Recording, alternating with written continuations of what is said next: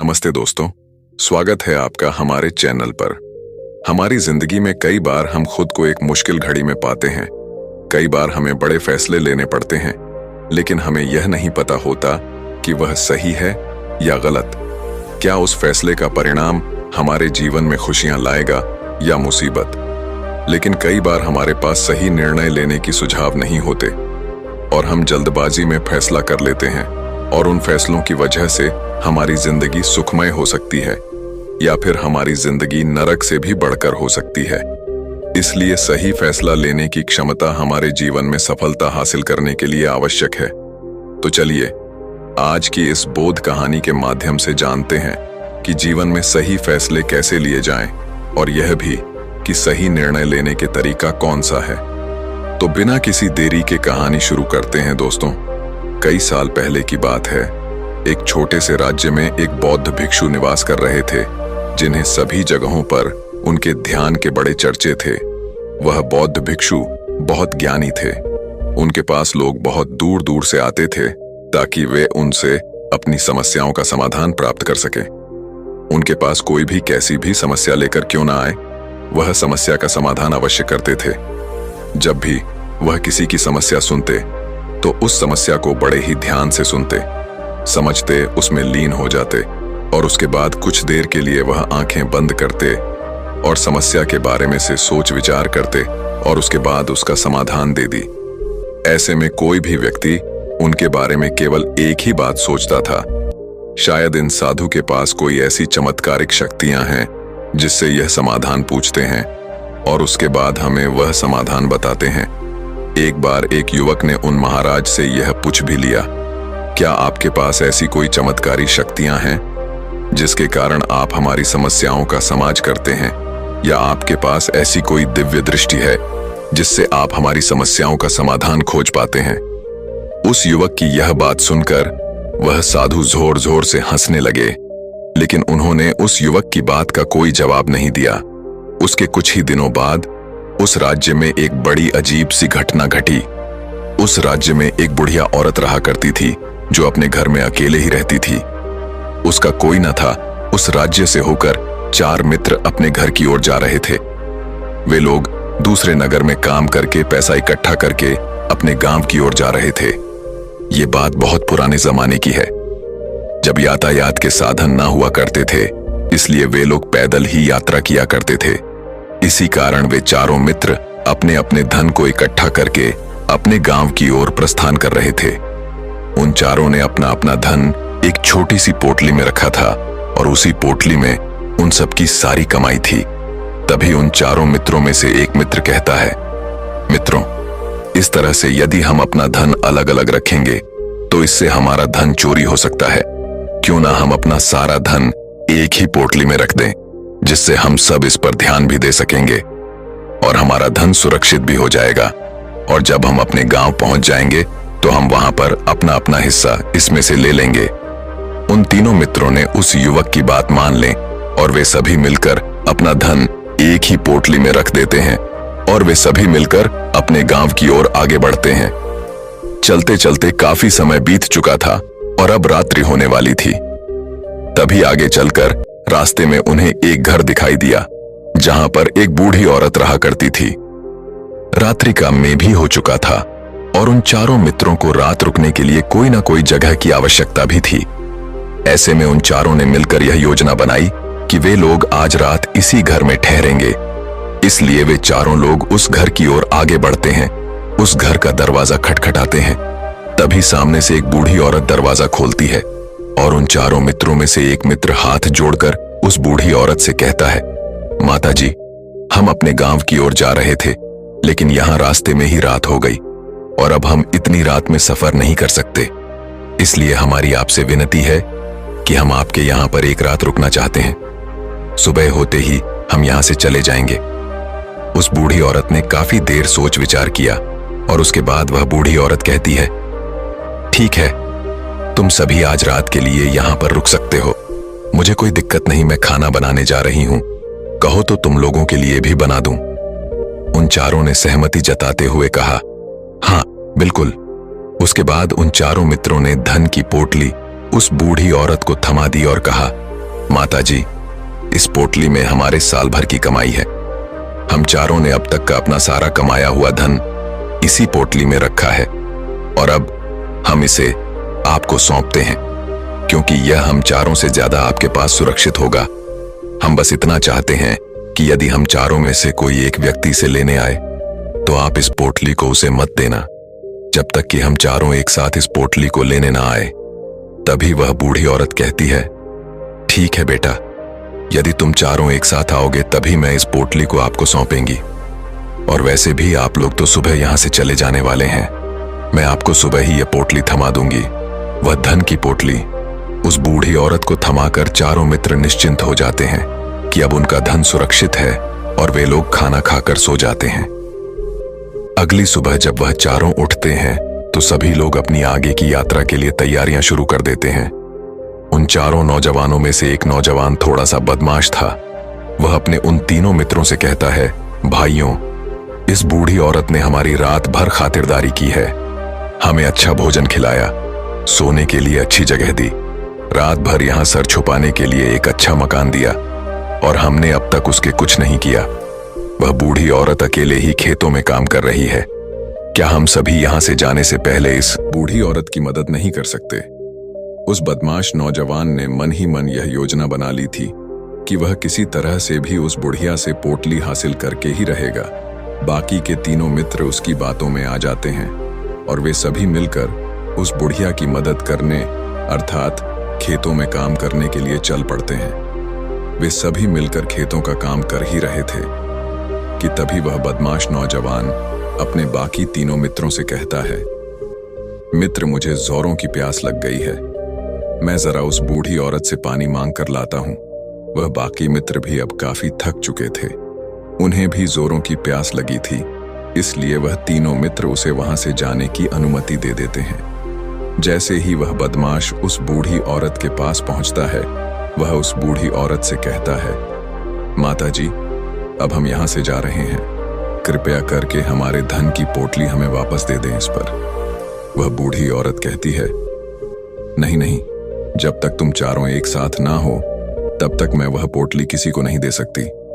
तुम्ही ने तो कहा था कि जब तक हम चारों एक साथ ना हो तब तक यह पोटली किसी को नहीं देनी है।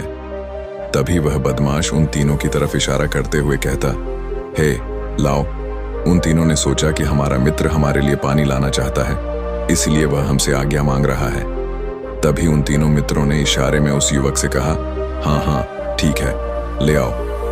ये देख उस बुढ़िया को यह लगने लगा कि अब यह चारों यहां से जा रहे हैं और यह अपनी पोटली मांग रहे हैं, इसीलिए उस बुढ़िया ने वह कोट लाकर उस बदमाश के हाथों में रख दी और वह बदमाश उस पोटली को लेकर वहां से चला गया और बाकी के तीनों मित्र अपने खेत के काम में व्यस्त हो जाते हैं। कुछ देर के बाद जब वह तीनों खेत का काम करके वापस लौटते हैं और बुढ़िया से कहते हैं, माताजी, हमारा मित्र जो यहाँ पानी पीने आया था वह कहाँ गया?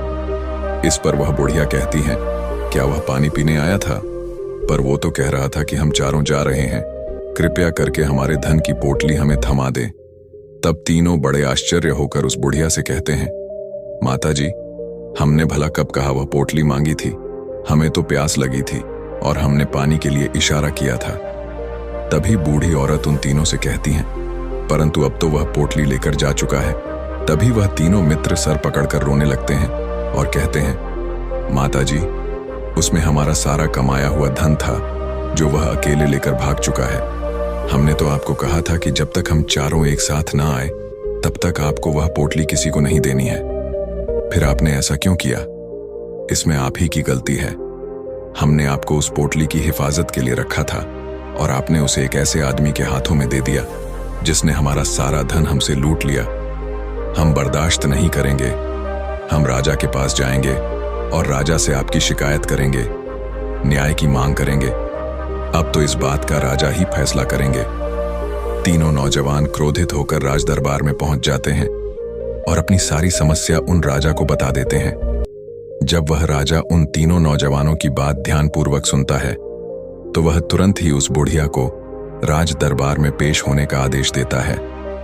राजा के आदेश पर राजा के सैनिक तुरंत ही उस बूढ़ी औरत को राज दरबार में पेश करते हैं और राजा भरी दरबार उस बूढ़ी औरत को दोषी करार कर देता है और कहता है, तुम्हें वह पोटली उस अकेले व्यक्ति को नहीं देनी चाहिए थी।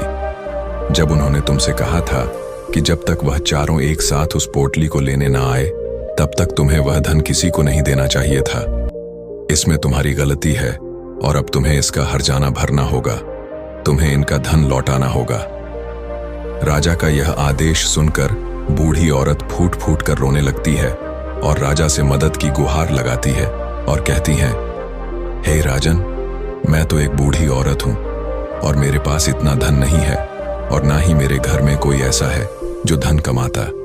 मेरे पास इतना धन नहीं कि मैं इनका धन लौटा सकूं। मैं तो अकेली हूं, बेसहारा हूं, कृपा करके मुझ पर रहम करें। लेकिन राजा उस बूढ़ी औरत की एक नहीं सुनता। वह बूढ़ी औरत रोते हुए अपने घर की ओर जा रही थी। यह सोच रही थी कि आखिर मैं इतना धन कहां से लाऊं, कि कैसे मैं उन लोगों का यह धन उन्हें लौट आऊंगी। मेरे पास इतना धन नहीं है, मैं क्या करूं, कैसे करूं, कहां से लाऊं। इतना धन यदि मैंने उनका धन नहीं लौटाया तो मुझे राजा मार डालेगा। वैसे भी मेरी ही गलती है। जब उन चारों ने मिलकर मुझसे कहा था कि जब तक हम चारों एक साथ ना आए तब तक वह पोटली किसी को नहीं थमानी है, फिर भी मैंने वह पोटली केवल उस एक व्यक्ति को थमा दी। इसमें गलती तो मेरी ही है। वह रोते रोते ये सारी बातें सोचते हुए अपने घर की ओर जा रही थी। तभी रास्ते में उस बूढ़ी औरत को वही संत मिले जो उस नगर में किसी भी समस्या का समाधान बड़ी ही सरलता और सहजता से करते हैं। उन्होंने उस बूढ़ी औरत से कहा, क्या बात है बेटी, क्यों रो रही हो? इस पर वह बूढ़ी औरत उस संत को सब कुछ सच सच बता देती है और कहती हैं, हे महाराज, इसमें गलती तो मेरी ही है। उन चारों ने तो पहले ही कहा था कि जब तक विचारों एक साथ ना आए तब तक वह पोटली मुझे किसी को नहीं देनी है। लेकिन मेरी हिम्मत मारी गई थी जो मैंने वह पोटली केवल एक व्यक्ति को थमा दी और वह उनका सारा धन लेकर वहां से भाग गया। लेकिन अब मुझे यह समझ नहीं आ रहा कि मैं वह सारा धन कहां से लाऊं, कैसे जुटाऊं। मेरे पास इतना धन नहीं है और राजा ने तो आदेश भी दे दिया है कि मुझे उनका धन लौटाना ही पड़ेगा। लेकिन मैं यह समझ नहीं पा रही इतना सारा धन मैं कहां से लाऊंगी।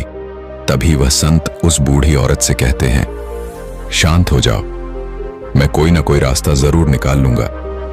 इतना कहकर वह संत वहीं पर बैठ जाते हैं, ध्यान करने लगते हैं। कुछ देर के लिए आपके बंद कर सोचते हैं, विचार करते हैं। मौन रहकर वह समस्या का समाधान निकालते हैं और उसके बाद उस बूढ़ी औरत से कहते हैं, बेटी, राजा ने फैसला किया है, वह बिल्कुल गलत है। आपने जो किया इसमें आपकी कोई गलती नहीं है।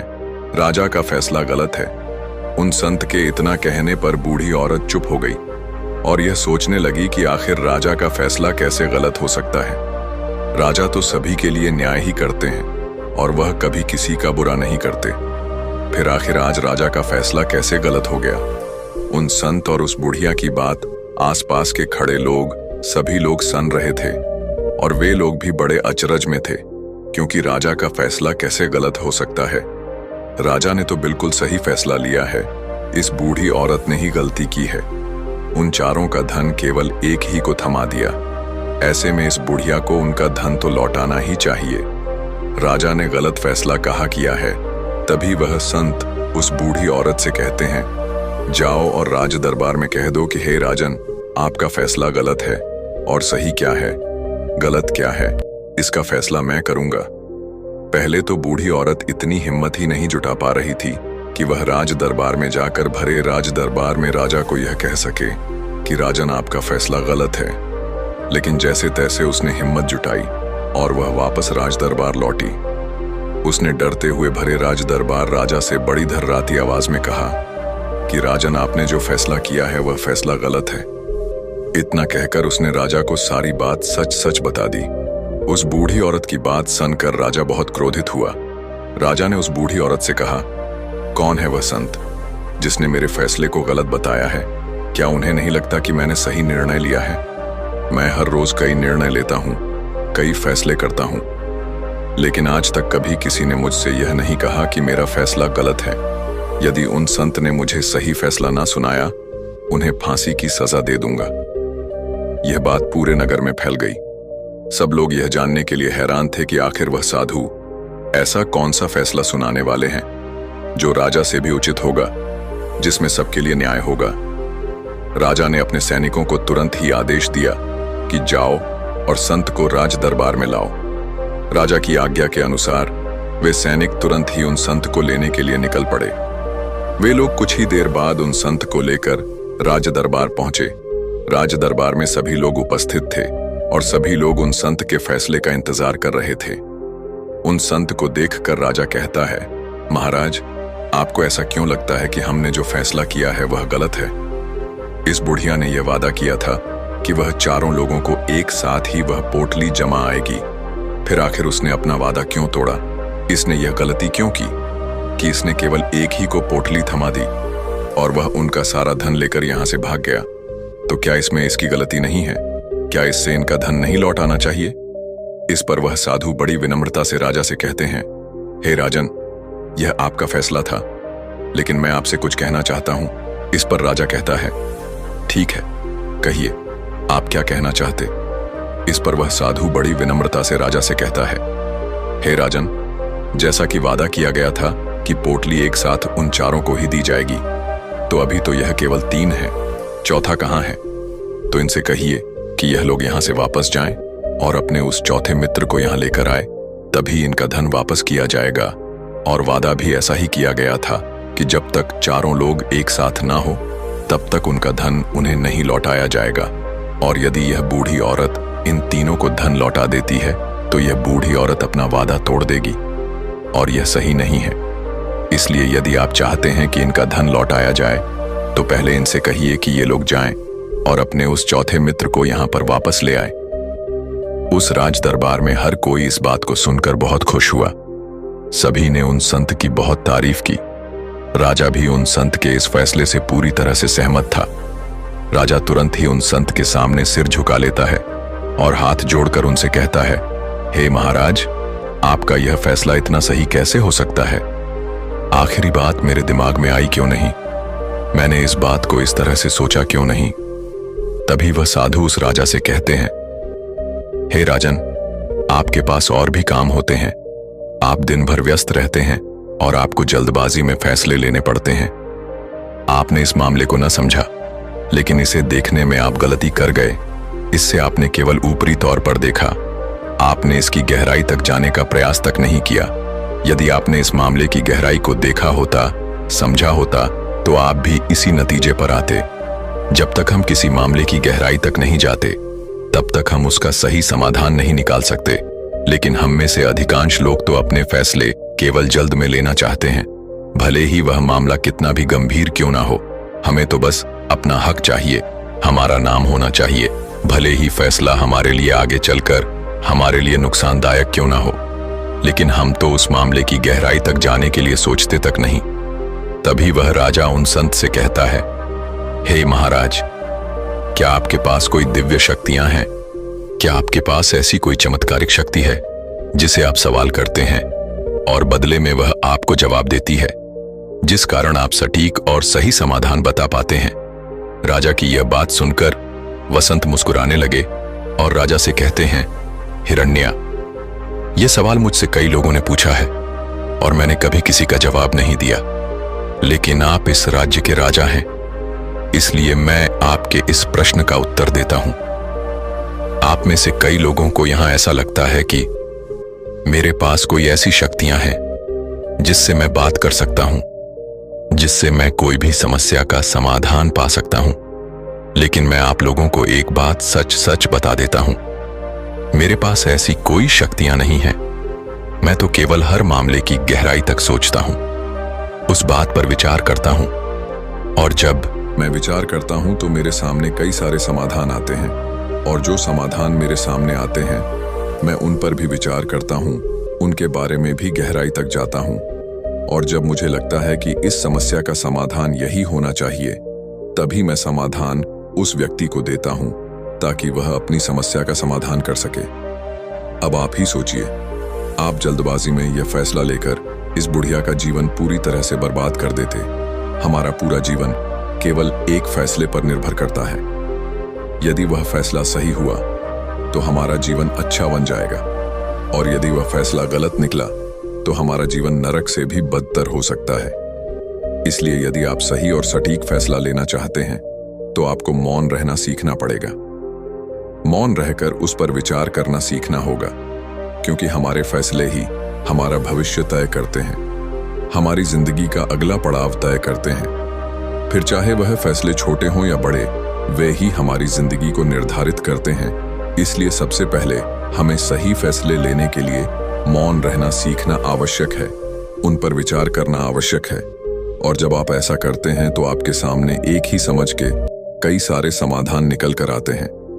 और जब आप उन पर गौर करेंगे तो आपको यह समझ में आएगा कि उन फैसलों का समाधान कैसा होना चाहिए, कि समाधान से आपको क्या फायदा होगा और क्या नुकसान होगा, या उस समाधान पर सोच और विचार करने पर ही आप उसे समझ सकते हैं। और तभी आप यह निर्णय भी ले सकते हैं कि क्या यह समाधान उचित रहेगा या नहीं।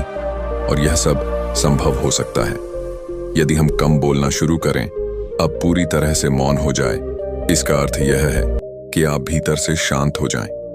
और जब आप भीतर से शांत होने लगते हैं तो आपका मन स्पष्ट होने लगता है, साफ होने लगता है, और आप किसी भी चीज पर सोच विचार कर सकते हैं। और जब आप भीतर से शांत होने लगते हैं तो आप ऊपर से भी कम बोलते हैं।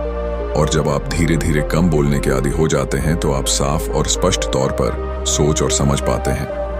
आपके विचारों में शुद्धता आ जाती है, जिससे आपको यह साफ और स्पष्ट देखने को मिल जाता है यह कौन सा फैसला सही होगा और कौन सा फैसला गलत होगा।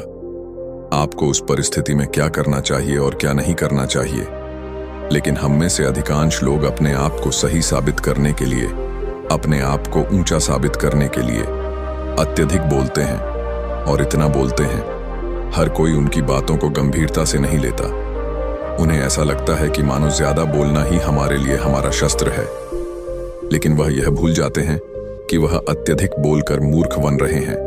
लोग हमारा मजाक बनाते हैं, हमें मूर्ख समझते हैं, हमसे दूर रहने लगते हैं, क्योंकि उन्हें हमारी बकबक अच्छी नहीं लगती। लेकिन जब आप भीतर से शांत होने का प्रयास करते हैं और धीरे धीरे भीतर से शांत होने लगते हैं तो आप खुद ब खुद ऊपरी तौर पर कम बोलना शुरू कर देते हैं। इससे आपके मन में, आपके मस्तिष्क में एक साफ और स्पष्ट विचार उत्पन्न होते हैं और आप अपने आप को साफ स्पष्ट तौर पर समझ पाते हैं।